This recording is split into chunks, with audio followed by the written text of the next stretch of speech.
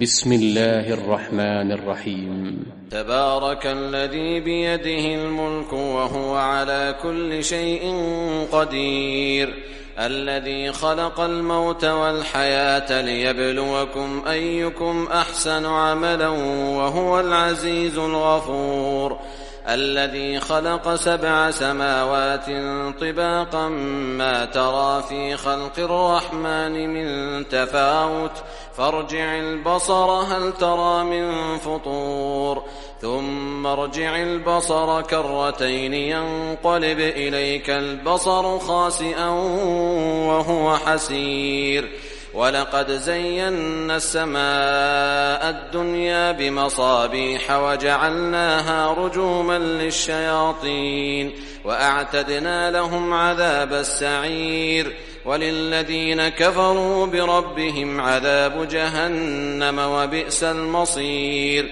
إذا ألقوا فيها سمعوا لها شهيقا وهي تفور تكاد تميز من الغيظ كلما ألقي فيها فوج سألهم خزنتها ألم يأتكم نذير قالوا بلى قد جاءنا نذير فكذبنا وقلنا ما نزل الله من شيء إن أنتم إلا في ضلال كبير، وقالوا لو كنا نسمع أو نعقل ما كنا في أصحاب السعير، فاعترفوا بذنبهم فسحقا لأصحاب السعير. إن الذين يخشون ربهم بالغيب لهم مغفرة وأجر كبير، وأسروا قولكم أو اجهروا به إنه عليم بذات الصدور، ألا يعلم من خلق وهو اللطيف الخبير.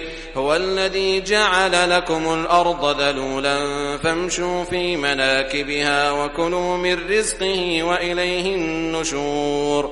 أأمنتم من في السماء أن يخسف بكم الأرض فإذا هي تمور، أم أمنتم من في السماء أن يرسل عليكم حاصبا فستعلمون كيف نذير.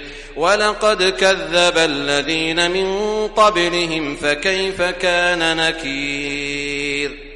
أولم يروا إلى الطير فوقهم صافات ويقبضن ما يمسكهن إلا الرحمن إنه بكل شيء بصير. أمن هذا الذي هو جند لكم ينصركم من دون الرحمن إن الكافرون إلا في غرور. أمن هذا الذي يرزقكم إن أمسك رزقه بل لجوا في عتو ونفور. أفمن يمشي مكبا على وجهه أهدى أمن يمشي سويا على صراط مستقيم. قل هو الذي أنشأكم وجعل لكم السمع والأبصار والأفئدة قليلا ما تشكرون. قل هو الذي ذرأكم في الأرض وإليه تحشرون. ويقولون متى هذا الوعد إن كنتم صادقين. قل إنما العلم عند الله وإنما أنا نذير مبين. فلما رأوه زلفة سيئت وجوه الذين كفروا وقيل هذا الذي كنتم به تدعون.